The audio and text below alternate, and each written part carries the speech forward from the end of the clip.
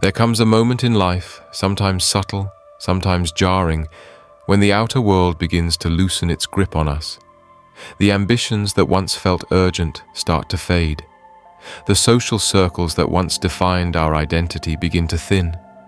The roles we played for decades, parent, partner, professional, friend, no longer feel as solid as they once did. It's not a crisis. It's not a failure. It's not even loneliness. It is a psychological turning point. Carl Jung believed that this shift is not only natural but essential. He argued that the second half of life follows a completely different psychological logic than the first. And if we try to live the afternoon of life with the same mindset we used in the morning, we suffer. We cling, we resist, we fear change, we fear aging, we fear death. But Jung saw aging differently. To him, aging was not a decline, it was a deepening. He believed that as we grow older, the psyche begins to withdraw its energy from the outer world and redirect it inward.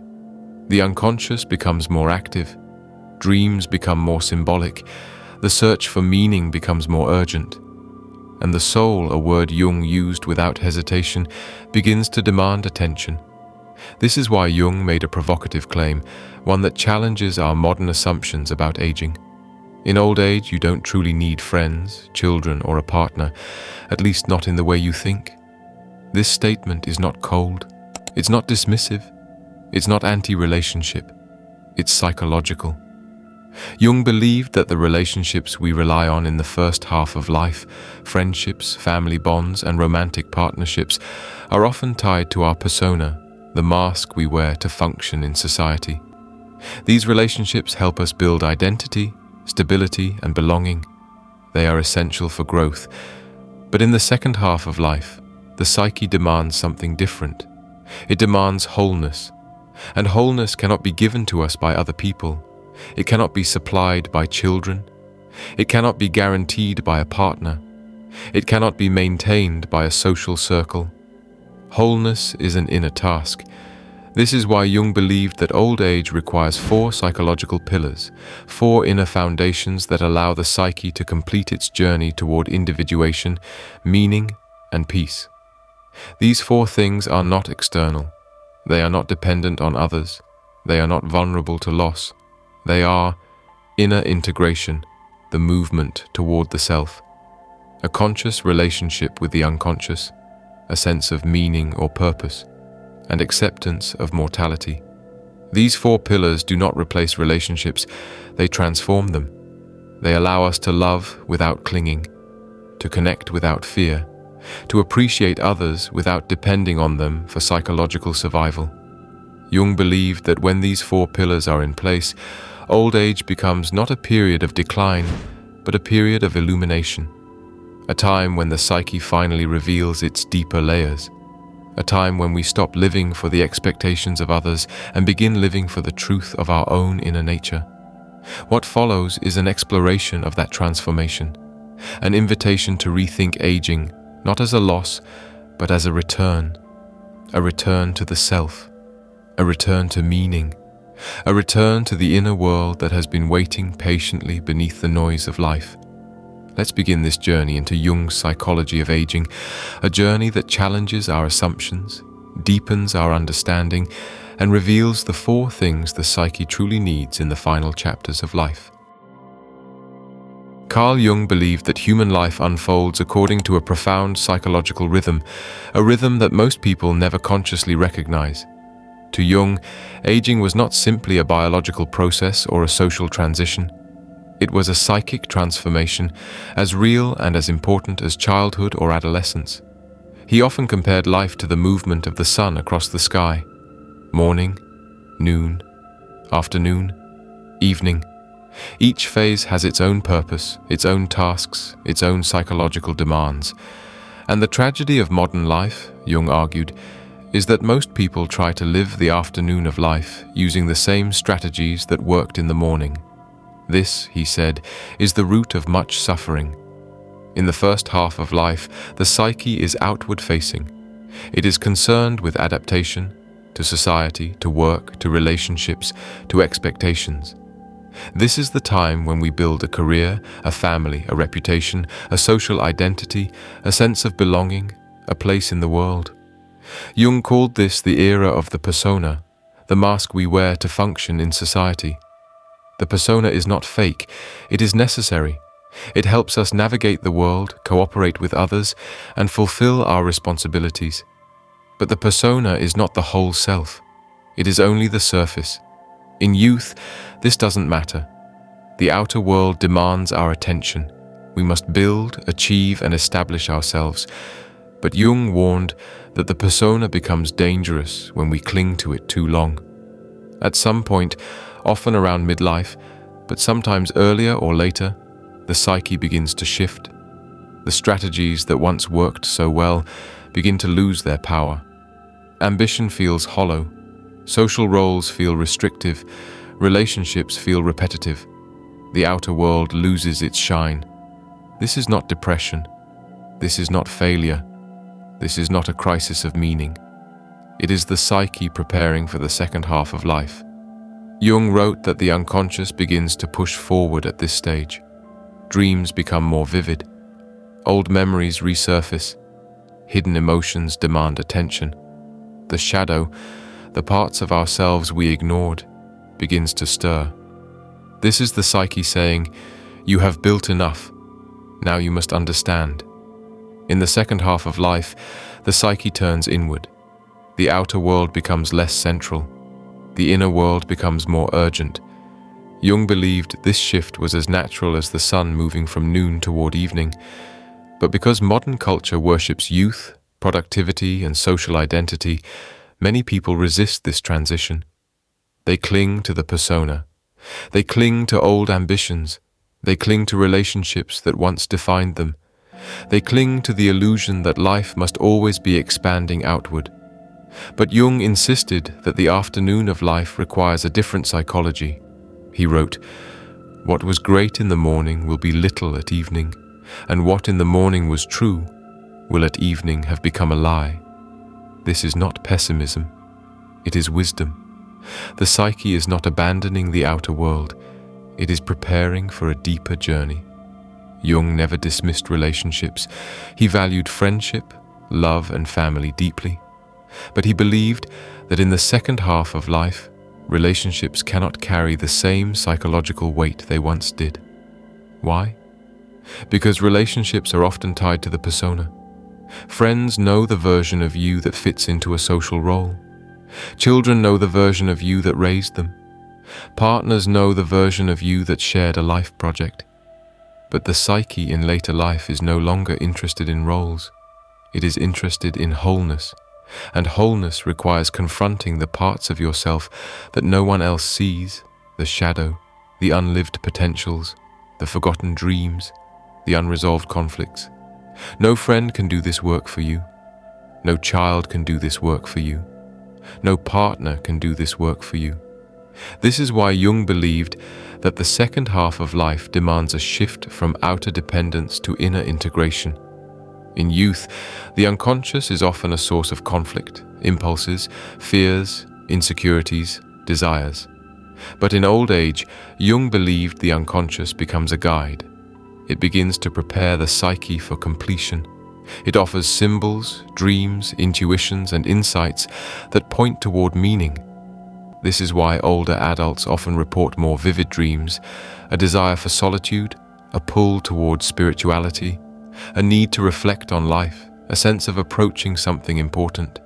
Jung saw this not as decline, but as ripening.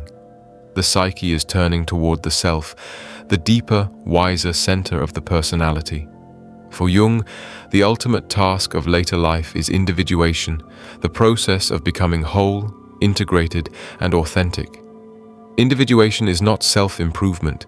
It is not becoming perfect. It is not becoming enlightened. It is becoming yourself, the full, complex, contradictory, mysterious self that has been waiting beneath the persona. This is why Jung believed that old age is not a time of withdrawal, but a time of inner expansion. The outer world may shrink, but the inner world grows vast. Here is the paradox Jung understood so well. As the outer world becomes less central, the inner world becomes more meaningful. As relationships become less defining, they become more authentic. As the ego weakens, the self strengthens. As the body ages, the psyche deepens. This is why Jung believed that old age is not a decline, it is a psychological metamorphosis, a shift from doing to being, from striving to understanding, from persona to self, from fear to acceptance. And this shift requires 4 inner pillars, the 4 things the psyche truly needs in the final chapters of life. Carl Jung never dismissed the importance of human relationships. He understood that friendships, family bonds, and romantic partnerships are essential for psychological development, especially in the first half of life. They help us grow, adapt, and find our place in the world. They shape our identity. They teach us responsibility, empathy, and cooperation. But Jung also believed that relationships cannot carry the psychological tasks of the second half of life, not because they lose value, but because the psyche begins to demand something that no external person can provide. Friendships are often built around shared experiences, shared interests, and shared stages of life. We bond with classmates, co-workers, neighbors, fellow parents, people who share our hobbies or values. These friendships are meaningful, but they are also tied to the persona, the social mask we wear. Friends know the version of us that fits into a particular role: the colleague, the parent, the student, the neighbor, the teammate, the social companion. But as we age, these roles begin to dissolve. We retire, children grow up, social circles shift, people move away or pass away. The activities that once brought us together lose their centrality. Jung believed this natural thinning of friendships is not a failure, it is a psychic reorientation. The psyche begins to withdraw energy from the outer world and redirect it inward. This is why many older adults feel less interested in socializing, small talk, or maintaining large networks. It's not antisocial behavior, it's individuation. Friendships can still be beautiful in old age, but they cannot provide the inner integration the psyche now seeks. They cannot help us confront the shadow, explore the unconscious, or accept mortality. They can accompany us, but they cannot complete us. For many people, children become the central source of meaning in the first half of life. Raising them, protecting them, guiding them, these tasks give structure and purpose. They demand sacrifice, responsibility, and emotional investment. But Jung warned that projecting one's identity or purpose onto children is psychologically dangerous. Children are not extensions of the parent's ego. They are not vessels for the parent's unlived dreams. They are not anchors for the parent's sense of meaning. Children grow up. They form their own identities. They move into their own lives. They must separate psychologically and often geographically from their parents. Jung believed that clinging to children in later life prevents individuation. It keeps the psyche tied to the morning of life. It keeps the parent trapped in a role that no longer reflects their inner reality. This is why many older adults experience a crisis when children leave home. It is not simply empty nest syndrome. It is the collapse of a persona-based identity. Jung would say, "Your children cannot give you the meaning your soul now seeks. They can love you, they can visit you, they can care for you, but they cannot provide the inner purpose that aging requires. Meaning must now come from within." Romantic partnerships are often built on shared goals: building a home, raising children, managing finances, navigating careers, creating stability. These shared tasks bind couples together. They create a sense of unity and purpose. But in the second half of life, many of these tasks fall away. Children leave, careers end, ambitions fade, daily routines change. And suddenly, the relationship must stand on its own, without the scaffolding of shared external goals. This is why many couples struggle in later life. They realize that their bond was built on doing, not being, on tasks, not inner connection, on shared roles, not shared souls. Jung believed that a partner cannot complete you. They cannot fill your inner void. They cannot resolve your shadow. They cannot give you meaning. They cannot face mortality for you. A partner can walk beside you, but they cannot walk into you. The deepest psychological work of aging is solitary, not lonely, solitary. And paradoxically, when you no longer expect your partner to complete you, the relationship becomes more authentic, more spacious, more compassionate, more real. Jung's explanation is simple but profound. The psyche changes its priorities. In youth, the psyche is focused on adaptation to society, to roles, to relationships. In old age, the psyche is focused on integration of the shadow, the unconscious, the self. External relationships are essential for adaptation, but they are insufficient for integration. This is why Jung believed that the second half of life requires a shift from outer validation to inner authenticity, from social identity to psychological wholeness, from role-based relationships to soul-based relationships, from dependence to inner independence. Friends, children, and partners can still enrich your life, but they cannot carry the weight of your inner transformation. Only 4 things can. Here is the paradox Jung understood so deeply. When you stop needing people to fill your inner emptiness, you can finally love them freely, without fear, without clinging, without projection, without expectation. Relationships become lighter, more spacious, more authentic. You no longer demand that others give you what only inner work can provide. You no longer fear losing them because you no longer depend on them for psychological survival. This is why Jung believed that the second half of life is not the end of relationships, it is the purification of relationships. You love from fullness, not from lack. From wholeness, not from need. From freedom, not from fear. If friends, children, and partners cannot carry the psychological tasks of aging, then what can? Jung believed the psyche requires 4 inner pillars: inner integration, the movement toward the self, a conscious relationship with the unconscious, a sense of meaning or purpose, and acceptance of mortality. These are not luxuries, they are necessities. They are the foundations of psychological peace in old age. Carl Jung believed that the psyche in later life begins to shift its center of gravity. The outer world, once so urgent and demanding, slowly releases its hold. The inner world, dreams, symbols, memories, intuitions, becomes more vivid, more insistent, more meaningful. This shift is not a withdrawal from life. It is a return to the deeper layers of the self. And to navigate this return, Jung believed the psyche needs 4 inner pillars, 4 psychological foundations that allow a person to age with dignity, meaning, and wholeness. These pillars are not external. They are not dependent on other people. They are not vulnerable to loss. They are inner capacities that grow stronger as the outer world becomes quieter. The first pillar is inner integration, the movement toward the self. In Jungian psychology, the central task of the second half of life is individuation, the process of becoming whole, not perfect, not enlightened, whole. Individuation means integrating the parts of yourself that you ignored, denied, or repressed during the busy years of life. It means confronting the shadow, embracing your contradictions, and accepting the full truth of who you are. In youth, we build a persona, a mask that helps us function in society.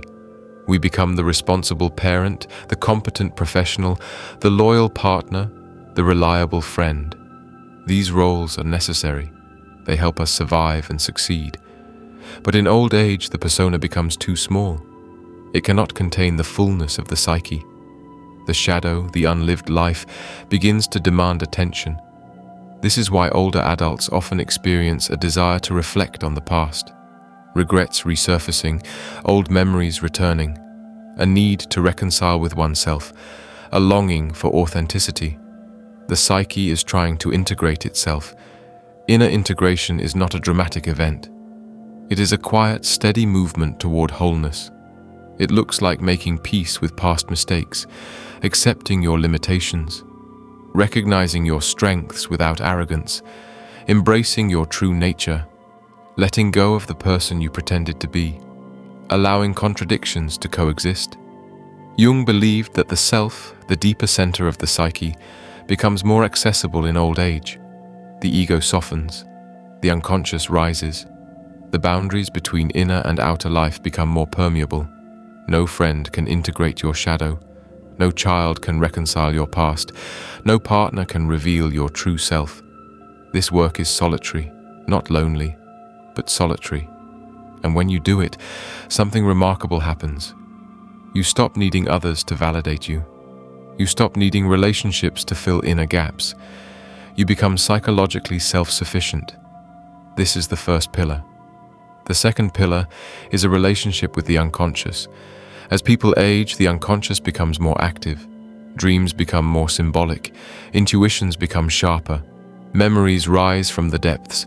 The psyche begins to speak in images. Jung believed this was not random, it was preparation. In youth, the unconscious often appears as conflict, impulses, fears, insecurities. But in old age, the unconscious becomes a guide. It begins to prepare the psyche for completion, for integration, for the final transition of life. This is why older adults often report vivid dreams, a desire for solitude, a pull towards spirituality, a fascination with symbols or myths, a sense of approaching something meaningful. The unconscious is calling. A relationship with the unconscious is built through attention and openness. It can take the form of dream journaling, writing down dreams and noticing recurring symbols. Active imagination, allowing images to unfold without forcing them. Creative expression, painting, writing, sculpting, letting the psyche speak through art. Intuitive listening, paying attention to subtle inner movements. Symbolic thinking, seeing meaning in images, stories, and archetypes. This relationship becomes more important than social interaction because it connects you to the deepest layers of your psyche, layers that no friend, child, or partner can access for you. The unconscious prepares the psyche for death, not in a morbid way, but in a symbolic, integrative way. It helps the ego loosen its grip. It helps the psyche accept its own finitude. It helps the self emerge. This is the second pillar. The third pillar is a sense of meaning or purpose. Jung believed that meaning is the antidote to the suffering of aging. Without meaning, old age becomes a desert, empty, directionless, filled with regret or bitterness.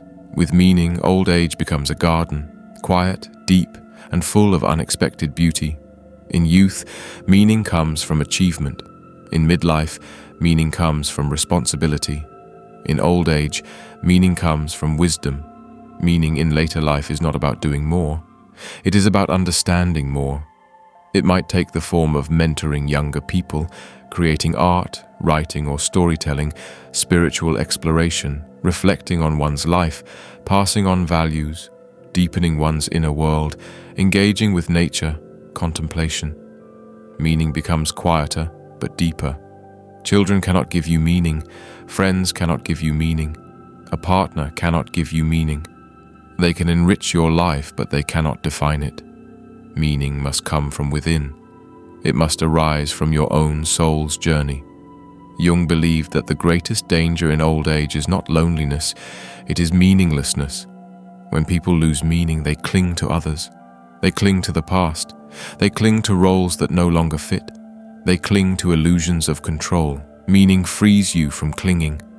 It allows you to age with dignity, purpose, and inner strength. This is the third pillar. The fourth pillar is acceptance of mortality. This is the most difficult pillar and the most liberating. Jung believed that the ego fears death, but the self does not. The self sees death as a natural transition, a return to the greater whole. Most suffering in old age comes not from physical decline, but from psychological resistance. Fear of the unknown, fear of losing control, fear of insignificance, fear of non-existence. Jung believed that accepting mortality is not resignation, it is integration. It means making peace with the life you lived, letting go of the illusion of permanence, understanding that your story is part of a larger story, recognizing that the psyche has its own rhythm, allowing the self to guide the final stage of life. When you accept mortality, you stop clinging to people out of fear. You stop using relationships as shields against the inevitable. You stop demanding that others protect you from reality.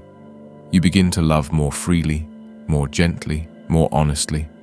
Acceptance brings serenity, a serenity that no external relationship can provide. Jung believed that death is not merely an end, but a symbolic transformation. The psyche prepares for it through dreams, intuitions, and inner images.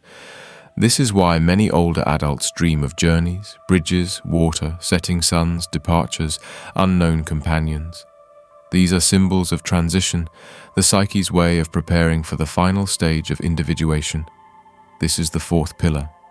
These four pillars, integration, unconscious connection, meaning, and acceptance, form the psychological foundation of a peaceful old age. They do not replace relationships, they transform them. When you are integrated, you no longer project your shadow onto others. When you are connected to the unconscious, you no longer fear solitude.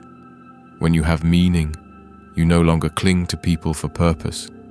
When you accept mortality, you no longer fear loss. You become psychologically independent, not isolated, but independent. And from that independence, you can love others more deeply than ever before. When the four pillars Jung described begin to take root, inner integration, a relationship with the unconscious, meaning, and acceptance of mortality, the entire experience of aging changes. What once felt like loss begins to feel like revelation. What once felt like decline begins to feel like deepening. What once felt like loneliness begins to feel like spaciousness. Jung believed that the psyche in later life is not collapsing, it is reorganizing. It is shifting from the outer world to the inner world, from persona to self, from striving to understanding. And these four pillars are the structures that support this transformation. Most cultures today treat aging as a slow retreat, a withdrawal from relevance, productivity, and vitality. But Jung saw aging as a movement toward the center of the psyche. When inner integration begins, aging stops feeling like erosion and starts feeling like completion. You begin to see the patterns of your life, the meaning behind your struggles, the purpose of your relationships, the wisdom hidden in your mistakes, the unity behind your contradictions. Aging becomes a process of gathering yourself, of reclaiming the parts you left behind, of reconciling the person you were with the person you have become. This is why Jung said that the second half of life is not about adding more, but about becoming whole. When you develop a relationship with the unconscious, solitude stops being frightening. It becomes a source of richness. You no longer fear being alone because you are no longer alone internally. Your dreams speak. Your imagination speaks. Your memories speak. Your intuition speaks. The unconscious becomes a companion, not a substitute for people, but a deeper layer of connection that no external relationship can provide. This is why many older adults naturally seek more quiet, more reflection, more time in nature, more time with their inner world. The psyche is calling them inward, and for the first time in life, they are ready to listen. Solitude becomes a sanctuary, not a prison. When you no longer depend on others to fill your inner gaps, relationships transform. You stop projecting your shadow onto others. You stop demanding that people give you meaning. You stop clinging to children, partners, or friends out of fear. Instead, you begin to love from a place of fullness. You appreciate people for who they are, not for what they provide. You allow others to be themselves without trying to shape them. You accept the natural ebb and flow of relationships without panic. You forgive more easily because you understand more deeply. This is the paradox Jung understood so well. When you need people less, you can love them more. Love becomes spacious. Connection becomes voluntary. Relationships become expressions of freedom, not dependency. In youth, ambition drives us outward. In old age, meaning draws us inward. When the third pillar, meaning, takes root, the frantic need to achieve, to prove, to accumulate begins to dissolve. You no longer measure your life by accomplishments or external validation. Instead, you begin to measure it by depth, understanding, wisdom, contribution, authenticity, inner peace. Meaning becomes quieter, but more profound. It is no longer about doing more, it is about seeing more. This shift brings relief, it brings clarity, it brings a sense of rightness, as if the psyche is finally aligned with its true purpose. The fourth pillar, acceptance of mortality, transforms the emotional landscape of aging. When you accept death, you stop fighting life, you stop clinging to youth, you stop fearing change, you stop resisting the natural flow of time. Acceptance does not mean giving up, it means understanding. It means recognizing that life has a rhythm, and you are part of that rhythm. It means seeing death not as an enemy, but as a transition, a symbolic return to the greater whole. This acceptance brings a serenity that no external relationship can provide. It frees you from the terror of loss. It frees you from the illusion of control. It frees you from the ego's desperate need to survive at all costs, and in that freedom, you begin to live more fully than ever before. When all four pillars are present, the inner world becomes vivid, rich, and meaningful. You begin to see your life as a story, not a random sequence of events, but a coherent narrative with themes, symbols, and purpose. You begin to understand your dreams, your memories, your desires, your fears, your relationships, your failures, your triumphs, all as parts of a larger psychological journey. Aging becomes a process of illumination. The outer world may shrink, but the inner world expands. The body may weaken, but the psyche strengthens. The ego may soften, but the self emerges. This is why Jung believed that the second half of life is not a decline, it is a revelation. When the four pillars are in place, you begin to feel something unexpected. A sense of authenticity, a sense of alignment, a sense of inner truth. You become more yourself, not the persona you built, not the roles you played, not the expectations you carried, but the deeper self that has been waiting beneath it all. This is the gift of aging. This is the gift of individuation. This is the gift of Jung's psychology. Aging becomes not the end of life, but the unveiling of life. Whenever Jung's ideas about aging are discussed, one misunderstanding appears again and again: the belief that he was advocating isolation, withdrawal, or emotional detachment.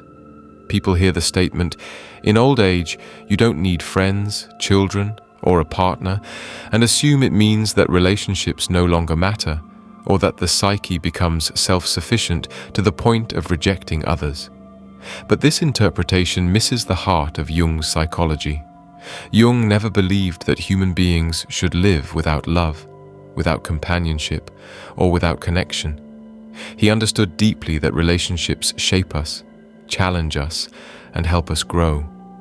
What he did believe is that the psychological function of relationships changes dramatically in the second half of life.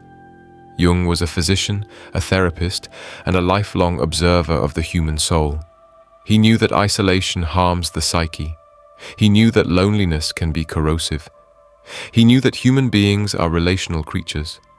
So when Jung said that relationships cannot carry the psychological tasks of old age, he was not saying cut people out of your life, stop caring about others, withdraw from society, or live in solitude.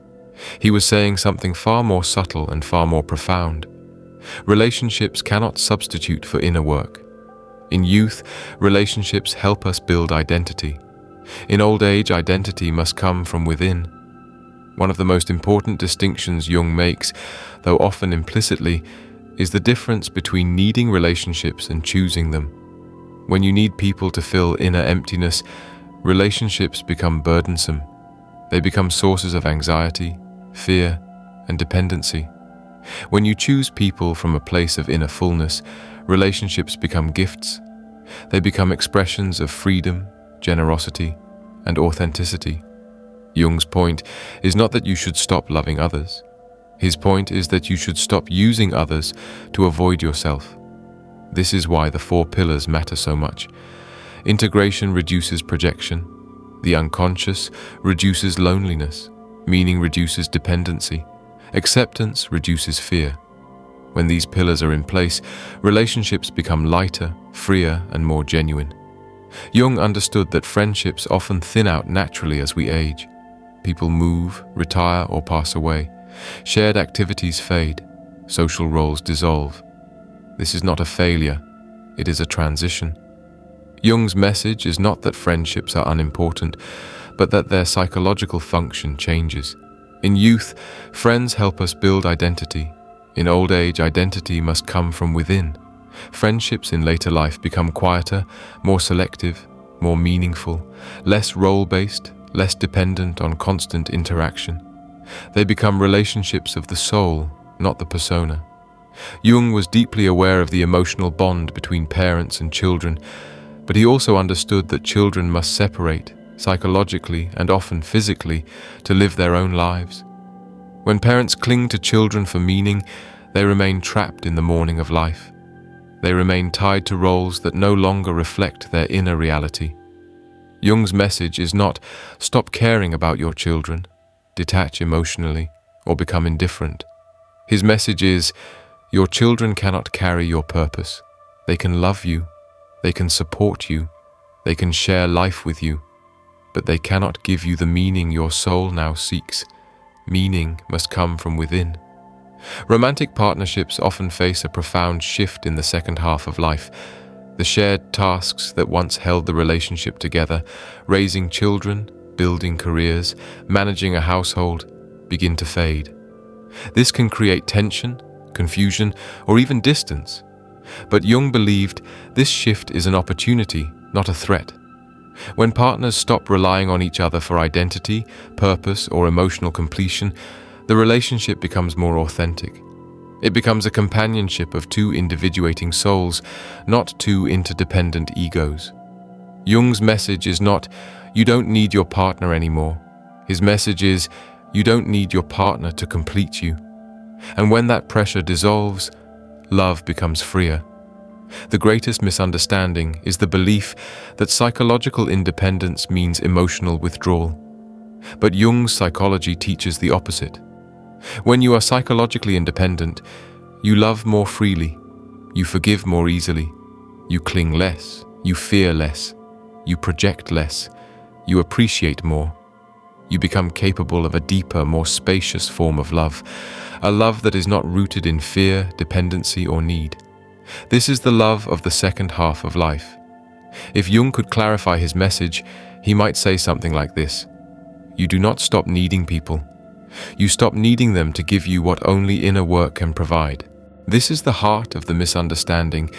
Jung was not diminishing relationships. He was elevating the inner life. He was saying that the psyche in later life must turn inward, not to escape others, but to meet them more authentically.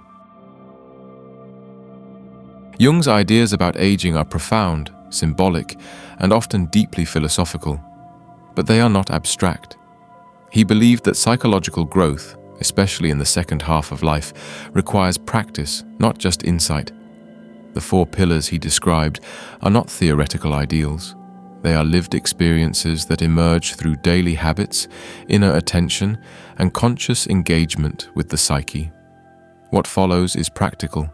Jung inspired guidance for anyone who wants to cultivate these pillars, whether they are already in the second half of life or preparing for it.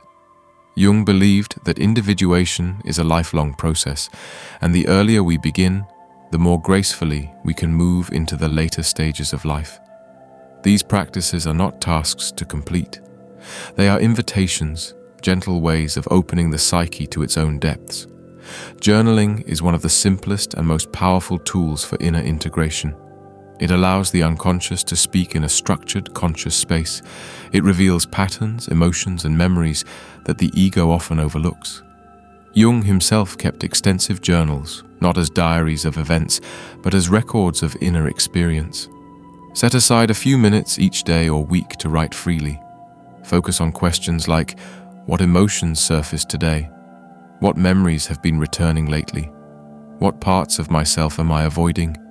What regrets still hold energy? What unlived potentials still call to me? The goal is not to produce something polished. The goal is to listen. Over time, journaling becomes a mirror, one that reflects the deeper layers of the psyche. The shadow is the part of ourselves we hide, deny, or reject. In youth, we push it aside to maintain our persona. In old age, the shadow returns, not to punish us, but to complete us. Shadow work is the process of acknowledging these hidden parts. Notice emotional triggers. Ask yourself, why does this person irritate me? Why does this situation make me defensive? What quality in others do I judge most harshly? Jung believed that whatever we react to intensely in others is often a reflection of something unintegrated within ourselves. Shadow work is not about self-criticism, it is about self-honesty. When you integrate the shadow, you become less reactive, less judgmental, and more whole. Dreams are the language of the unconscious. They reveal what the ego cannot see. They guide the psyche toward integration, meaning, and acceptance. Jung believed that dreams become especially important in the second half of life when the unconscious begins preparing the psyche for completion. Keep a notebook by your bed. Write down dreams immediately upon waking. Even fragments matter. Look for recurring symbols, emotional themes, archetypal images, characters who feel familiar, landscapes or journeys. You don't need to interpret dreams in a literal way. Instead, ask, what feeling does this dream evoke? What part of my life does this symbol touch? What is the dream asking me to notice? Dreams are not puzzles to solve. They are conversations with the soul. Jung believed that creativity is one of the most direct pathways to the unconscious. Art bypasses the rational mind and allows symbolic material to emerge. You do not need to be an artist. You only need to be willing. Try drawing or painting, writing poetry or stories, playing music, sculpting, crafting, dancing, photography. The goal is not to create something beautiful. The goal is to create something true. Creative expression allows the psyche to reveal itself in ways that words alone cannot. In a world filled with noise, distraction, and constant stimulation, quiet contemplation is a radical act. It creates space for the unconscious to rise, for intuition to speak, for the self to emerge. Jung believed that solitude is not loneliness. It is a psychological necessity. Spend time alone without phones, screens, music, tasks, or distractions. Sit in silence. Walk in nature. Observe your thoughts without judgment. Let the psyche breathe. This practice strengthens the inner world and reduces dependence on external stimulation. Meaning is not something we find, it is something we create through reflection, honesty, and engagement with life's deeper questions. Jung believed that meaning is the antidote to the suffering of aging. Ask yourself, what has my life taught me? What values have guided me? What wisdom do I want to pass on? What still feels unfinished? What gives me a sense of purpose now? Meaning emerges from reflection, not achievement. Acceptance of mortality is not morbid, it is liberating. It frees the psyche from fear and allows life to be lived more fully. Jung believed that contemplating death is a natural part of individuation. Reflect on the impermanence of life, the legacy you wish to leave, the symbolic meaning of death, the continuity of the psyche, the cycles of nature. This is not about resignation, it is about integration. When you accept mortality, you stop clinging to life and begin to live it more deeply. These practices are not only for the elderly, they are for anyone who wants to age with grace, depth, and psychological wholeness. Jung believed that the seeds of individuation must be planted early. The earlier we begin this inner work, the more gracefully we can move into the second half of life. Aging is not something that happens to us, it is something we participate in. As we reach the end of this exploration, it's worth pausing for a moment, not simply to summarize, but to feel the deeper movement beneath Jung's ideas. Because what Jung offers us is not just a theory of aging, it is a reorientation of the soul, a way of seeing life that frees us from fear, from clinging, from illusion, and from the belief that our worth depends on the roles we play or the people who surround us. Jung believed that the second half of life is not a decline, but a revelation, a slow unveiling of the self, a return to the inner world that has been waiting patiently beneath the noise of ambition, responsibility, and social identity. And when we understand this, something shifts inside us. We stop seeing aging as something that happens to us. We begin to see it as something we participate in, consciously, courageously, and with a sense of meaning. Let's return briefly to the 4 pillars that Jung believed the psyche needs in old age. Inner integration, the movement toward wholeness, the reconciliation of the shadow, the acceptance of contradictions, the quiet courage to face oneself honestly.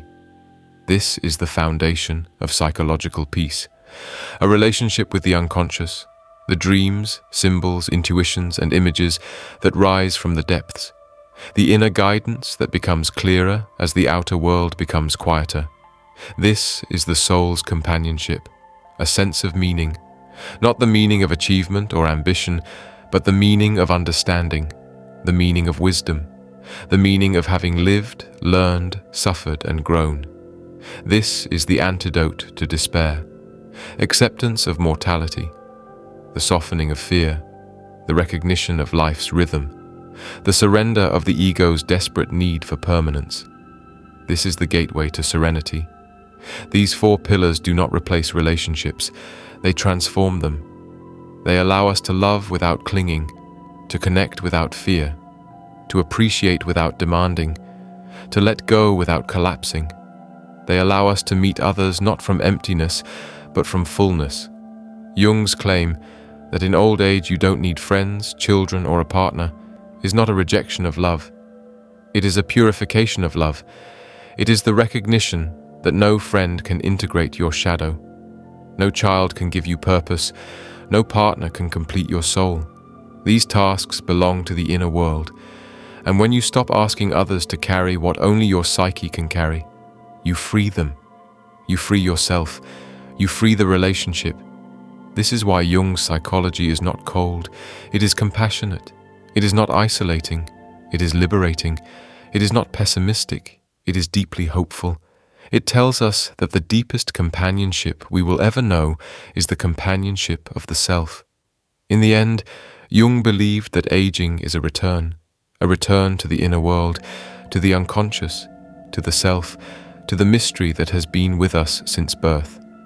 It is a return to the symbols that shaped us, the memories that formed us, the dreams that guided us, the truths we avoided, the potentials we never lived, the wisdom we slowly gathered.